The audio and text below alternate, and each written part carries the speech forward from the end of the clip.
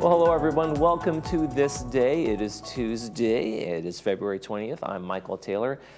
We had a great President's Day in terms of the weather. We had a little bit of rain down here. LA really got the bulk of it. Well, now it's our turn. We're going to get a lot of weather for the next day and a half or so. We'll talk a little bit more about that in a minute. But first, let's talk about our great show we have for us today. Absolutely. We have a CEO update with Siobhan Foster. She's going to come in and talk about some of the ways that we are spending our money, and also Southern California Electric rate increase or rate change they're talking about making. So we have some information about that one as well. Then later in the program, Jazz Lovers Club is going to be coming in with some performers talking about one of their upcoming shows, so stay tuned for that. If we want to keep you informed about some important information, and today's a great day to be talking about Alert OC. It is a mass notification system designed to keep Orange County residents safe and businesses informed on emergencies that may require immediate life-saving actions. By registering with OC Alert, you can get time-sensitive voice messages from the county or city, which in the area where you work or live, and they also can be sent to your home, your cell phone, your business phone, text messages, whatever you want. So sign up for alertoc.org and make sure you get those alerts for days like today when there's flood watches and things like that, or whatever that alert might be. That's a good one for us all. Hey, let's take a look outside at our weather, and it is a rainy day. There's really no getting around that one today. You're going to be in the rain. We are getting the bulk of the rain today. We're for Orange County about 1 inch to 1.5 inches in the next day and a half or so. It started late last night, and it's going to roll through into tomorrow morning. As you can see, we got temperatures in the 60s for the most part. We're going to have a chance of rain in the morning, and thunderstorms tonight probably as the air gets a little more unsettled. But then we have a bit of a clear out, so the rest of our forecast right now looks pretty good. Our warmest day is going to be mostly sunny on Friday. We're hoping for maybe a high close to 70 degrees. We'll see. Right now we're seeing still in the 60s. Let's take a look at our sunrise and our sunset for us. The sunrise this morning was 6:30, sunset 5:40. We have a beautiful picture here from Alan Clark, some roses, some bougainvillea in the background. I think we're going to have an amazing bloom this year for sure with all the rain we got, kind of like last year's bloom. There's going to be a lot of flowers, so a little preview here from Alan Clark about what we're looking forward to in bloom-wise as the spring approaches. Okay, if you want to send us your photos, we'd love to see them. Sunrise, sunset, pets, places you've been, whatever it might be, you can email us, lagunawoodsvillagetv@gmail.com. Make sure you include your name, like Alan did, where you took the picture, and we will make sure to include it in our sunrise, sunset segment. Okay, we got one meeting to tell you about today, and then when we come back, we'll be talking to our CEO about what's going on here in the village. Stay with us.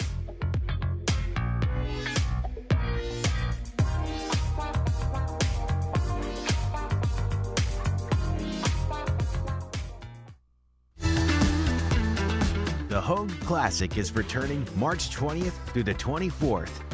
Defending champion Ernie Els and a Hall of Fame roster of PGA Tour legends descend on Newport Beach Country Club to take top prize from the $2 million purse. Come experience the thrill of champions. For tickets, visit HogueClassic.com. See you at the beach. For over 20 years, Orange County has taken its unwanted gold, jewelry, timepieces, sterling silver, and coins to the Jewelry Box estate buyers and always received top dollar. We are a full-service repair center, too, where you can rest assured our on-premises master jeweler will repair any jewelry in our state-of-the-art facility. Come see why for over 2 decades, Orange County has relied on the Jewelry Box estate buyers. At the Jewelry Box estate buyers, it's about trust. Visit us online at jewelryboxestatebuyers.com. Hi, I'm Dan McEachran. 35 years ago, I was lucky enough to get my start in Laguna Woods. First, building patio rooms, then kitchens. Our cabinets are all built locally in Irvine. It all began with patio rooms, like this Majorca model, which we made into a complete room. I'll pull permits. We'll take care of everything. Give me a call. We'll do a nice job for you.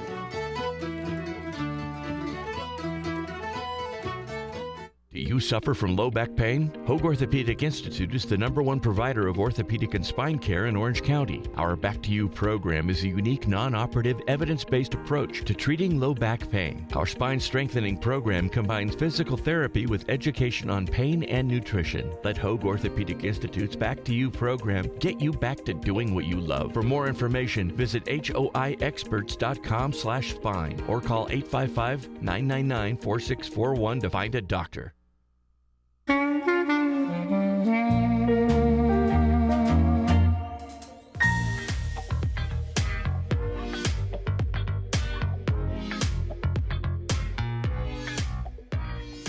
We always have a lot of information to share when we welcome our next guest, Siobhan Foster. She is Village Management Services CEO, and you guys have always something great going on. Lots of information to share, and today's no exception. We're going to talk about basically assessments today a little bit, right, and some other things. But start us off with why are we taking a look at assessments right now?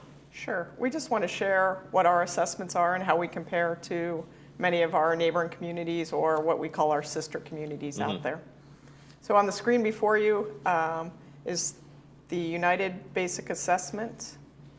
And you can see this one, like, for a lot of folks, assessments are, oh my gosh, they're going so high. This is a very slow rise, right? This is what you want to see if you're living in a community like this, and nothing extreme, no major spikes in the assessment, right? Sure. And what this screen shows is that the United Assessment increased by $106 over the prior 10 years. And this is an average of 2.3% a year.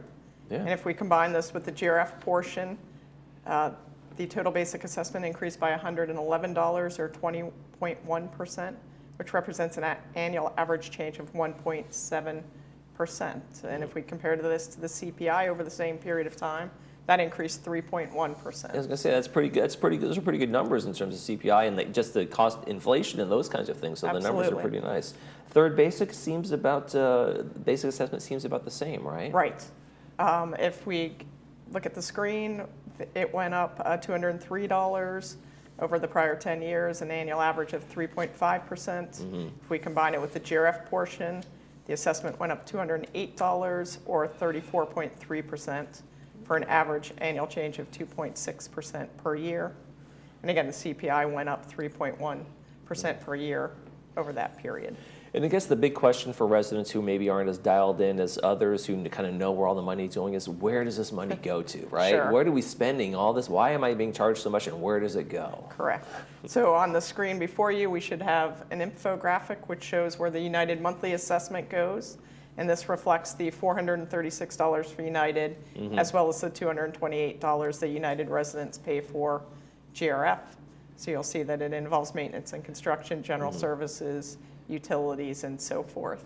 Right, and it just kind of, I think it's one of those things where it's like it's so widespread in terms of where the monies go. It's everything that you have here in the village. It has to come from somewhere, and someone has to pay for it. So this is a really great idea to kind of have this breakdown so people understand, hey, this is where we're spending that money, and there are real costs to these things that you get here, services-wise. Right, and I should mention we've published these in What's Up in the Village, as well as the Village Breeze.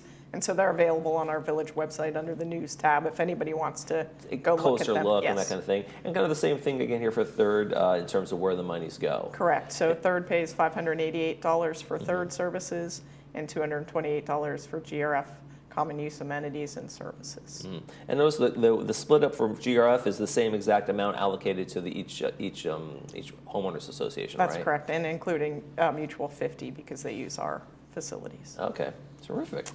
Well, let's take a look, and like you say, when you're living in this community, people say, well, they have anecdotal. I heard these guys are only paying this, or I heard these guys are only paying that. But in terms of how you line up, you have a great comparison chart here. Again, people can look at this online as well, but just as a general overview, what are we looking at here? Okay, so this is the cost breakdown of various 55-plus communities, and it compares average basic assessments, common use amenities that are offered, total assessments, community locations, home values, and so forth. The data is telling favorably for Laguna Woods Village. It shows that Third and United Mutuals together are by far the largest representation with 12,425 homes compared to the next largest community that has half the number of homes, and their total basic assessment is more than twice that of United's and almost twice that of Third Mutual's. So it would seem to be that the money is being spent wisely, so to speak. I mean, we can make a general assessment like, hey, the money is going to what it needs to be going to, and there's some efficiencies there compared to other homeowners associations throughout other communities and even other states, right? Right, and there are a few things we want to stress. First, compare Third and United's total and average basic assessment to other communities that are significantly smaller and offer far fewer amenities. Right. And then compare the number of homes in each community to put our landscaping and maintenance tasking into greater perspective.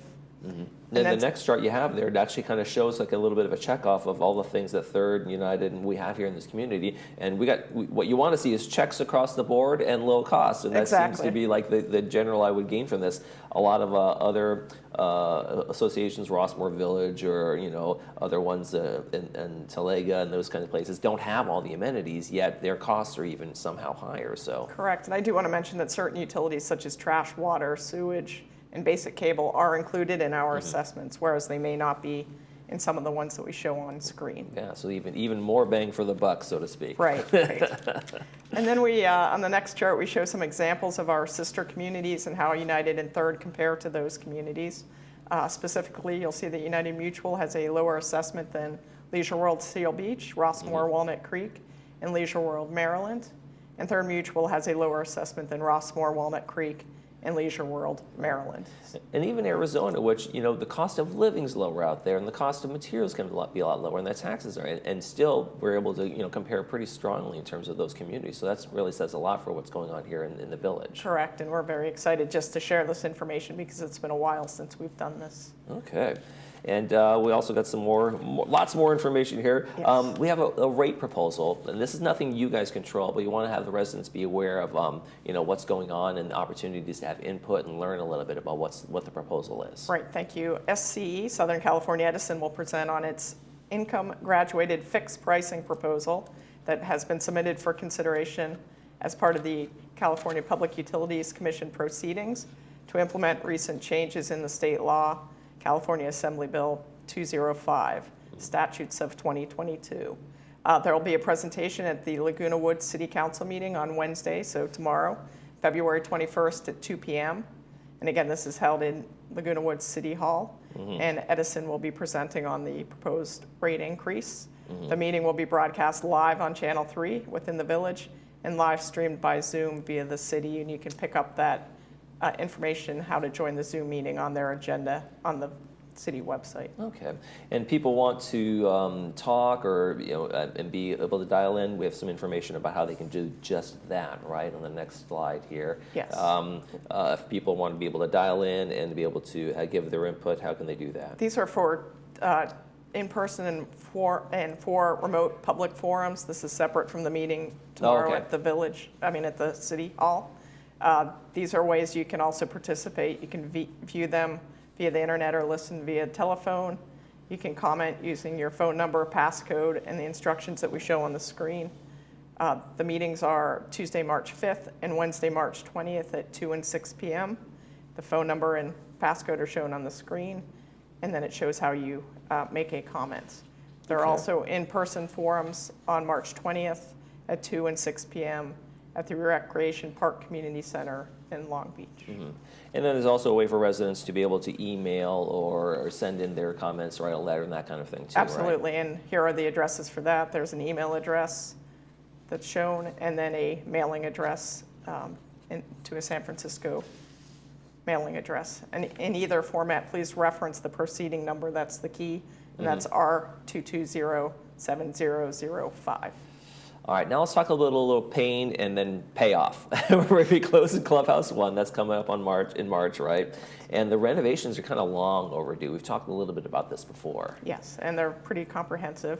Again, renovations begin in early March, and so we've been focusing on relocating people who had reservations at Clubhouse 1. We're pleased to report that nearly 100% of those rental groups have been relocated to other venues.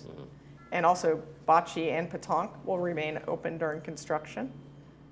And to help offset the closure of the fitness center at Clubhouse 1, we're excited to announce expanded community fitness center hours starting Monday, March 4th. The fitness center will be open from 6 a.m. to 9 p.m. Oh, wow. daily, and then on weekends from 7 a.m. to 5 p.m. Similarly, Clubhouse 5 Fitness Center will be open daily from 5:30 a.m. to 9 p.m. Fitness staff will also provide users with information on free gym memberships in the area through their health insurance plans, depending on eligibility. And our personal trainers are finalizing locations for their sessions. Now, the project's finally here in terms of Clubhouse 1 renovation. So are you excited about the overall plan and what we'll have at the end of this construction? Yes, we'll have a beautiful facility for our residents to use. It'll be noticeably improved and kind of brought up to the current century, current time period. Current century, plugs that look normal and those kinds of things. Yes. What about transportation in terms of alternative? Because that's kind of been a transportation hub in front of the clubhouse. Correct. Too. That is our transportation hub, Clubhouse 1. We'll be establishing an alternate transportation hub in the parking lot east of the Village Library and History Center. This allows our fixed route bus service to continue service without modifying the schedules and still allow for parking for the Village Library and History Center. Okay. So we're excited about that outcome. And one last little bit of fun is that we have the art exhibit is up in the building here in the community center on the first floor and the third floor. They took all the art out a little while back, and I was like, "What happened?" Because I'm not used to. I'm kind of new here, and I was like, "Where did it all go?" And so then the big exhibit went back up. So tell folks about that. Sure. This is an annual partnership with the Laguna Woods Arts Association. They display their beautiful artwork throughout the community center, and it switches every year. And so we just went through the switch. There are more than 170 pieces displayed, again, on the first and third floors. And this includes acrylics, mixed media, oil, watercolors, and other mediums. And residents can vote on their favorite art piece between now and March 1st by picking up a ballot at the concierge desk on the first floor of the building. Right, so it'll be up for a long time, but to vote, we got to get in there before March 1st, and there's some beautiful, beautiful art in here. And I also know some of this is available for sale, and we had some folks come in and talk to us about that. So, but it's still going to be up there. If you want to buy it, it's still going to have to stay up on the walls until the exhibit's over. So you can't take it away just yet. You have to contact the artist to make sure. Siobhan Foster from VMS CEO, thank you so much for joining us. Always a pleasure to have you in. Thank you, Michael. I appreciate it. When we come back, we'll be talking to folks from the Jazz Lovers Club. Stay with us.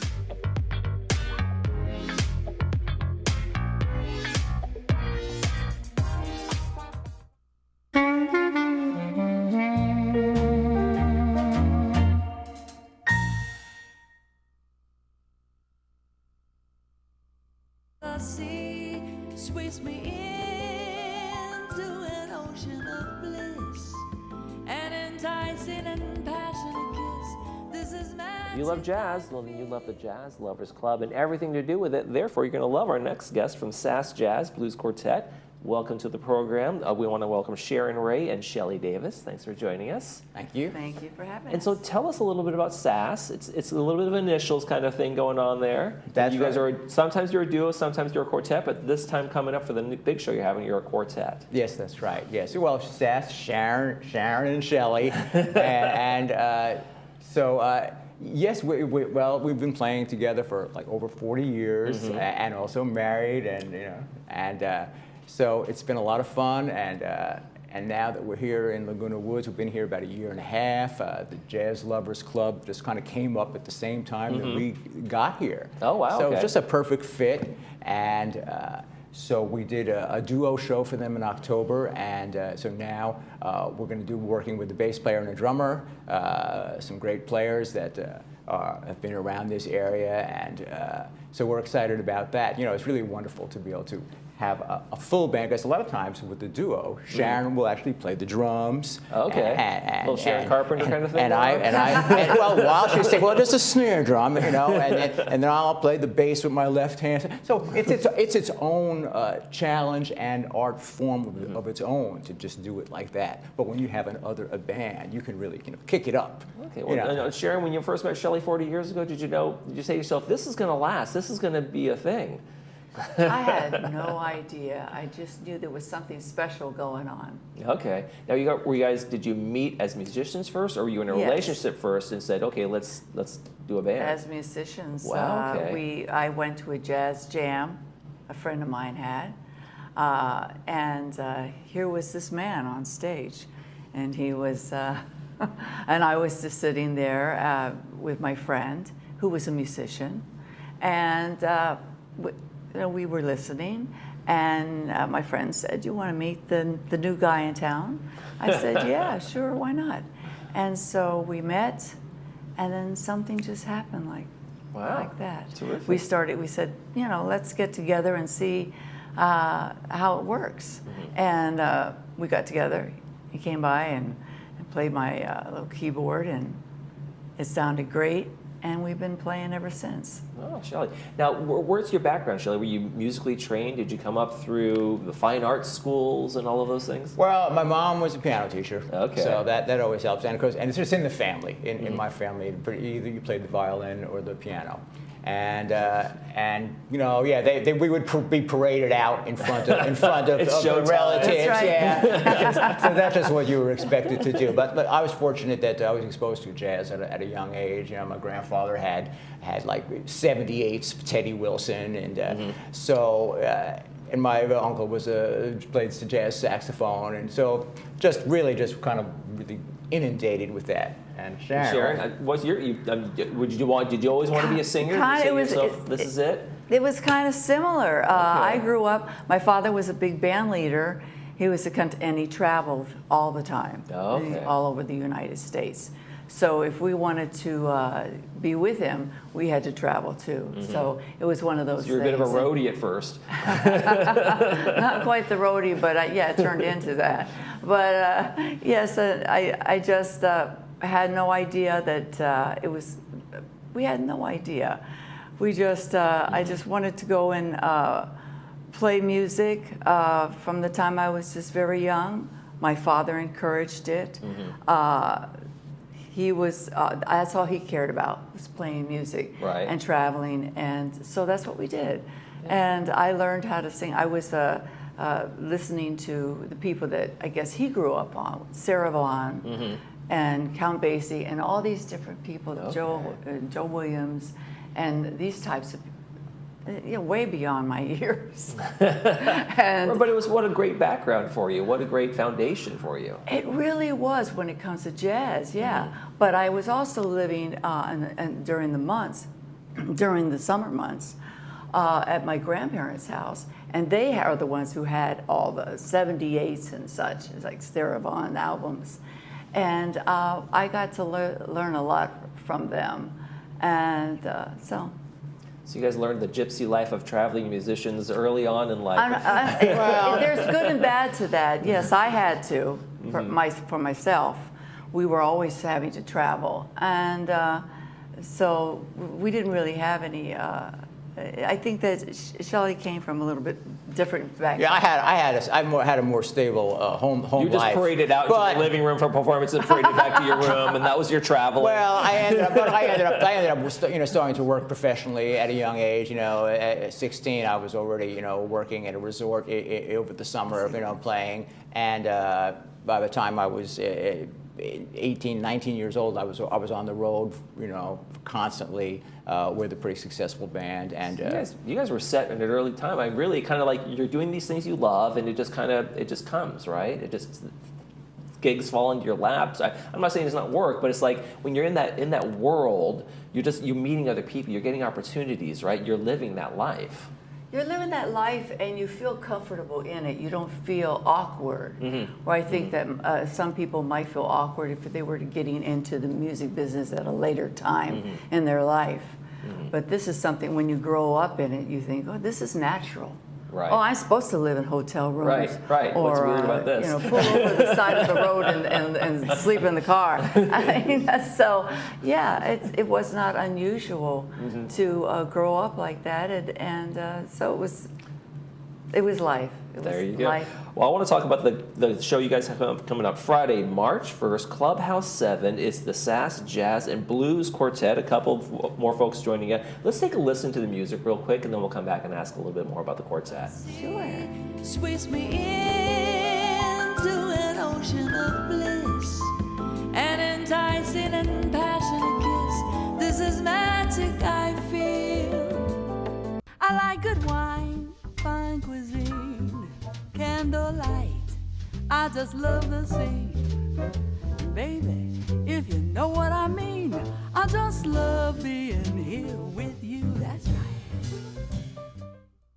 Got the St. Louis blues, just as blue as I can be. That man got a heart like a rock cast into the sea. Well, I don't think I need to sell anybody on your performances or your voice either, so I think that clip says it all. Again, I want to tell you, Friday, March 1st, Clubhouse 7, doors open at 3:45, and at 4 o'clock, admission is $7, and it sounds like an amazing opportunity for folks to get out there and hear some great jazz, some great blues. Tell me a little bit about the other musicians that are joining you guys on stage. Oh, yeah. Well, we've got on bass Baba Elefante and on drums Steve Dixon.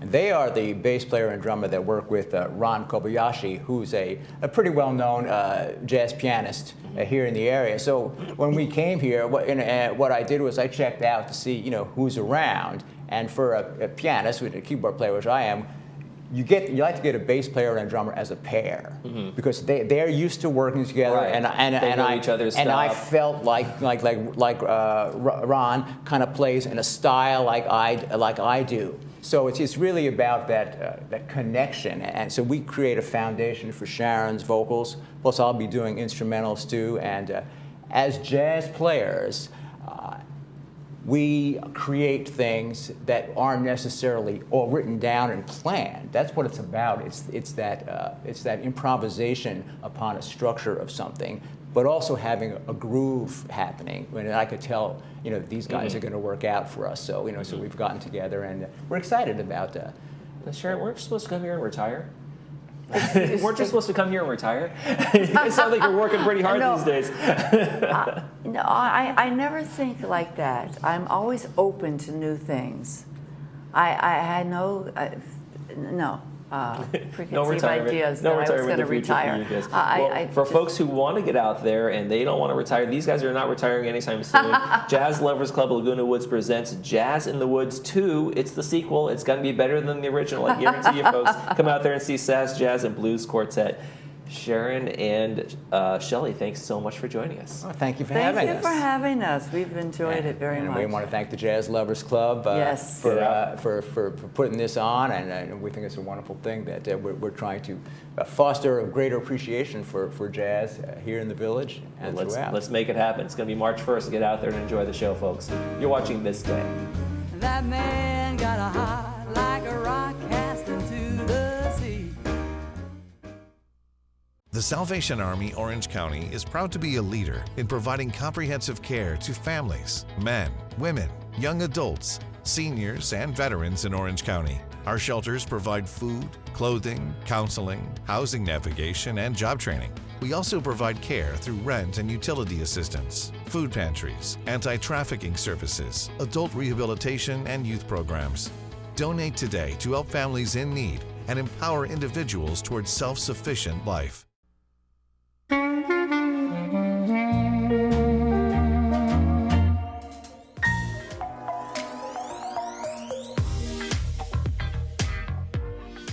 All right, tomorrow on ThisDay, we want to tell you about OC Animal Care's coming in with a pet that's up for adoption, and shelter-in-place drills that's coming up as well. So that's going to do it for this edition of ThisDay. For all of us here at Village Television, we hope you make this day a great one.